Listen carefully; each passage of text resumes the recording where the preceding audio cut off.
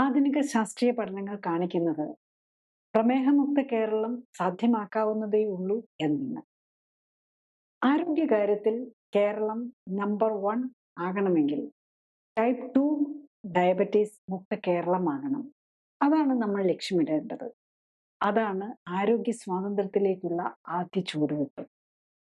ഈ വിഭാഗത്തിലെ ആദ്യ വീഡിയോയിലൂടെ ടൈപ്പ് 2 പ്രമേഹത്തിൽ ഇൻസുലിന്റെ അളവ് കുറവില്ല, ഇൻസുലിൻ ശരിയായി പ്രവർത്തിക്കാത്തതും ഇൻസുലിന്റെ അളവ് കൂടുന്നതുമാണ് അവയവങ്ങൾ നശിക്കാൻ ഇടയാക്കുന്നത് എന്ന് നമ്മൾ മനസ്സിലാക്കി.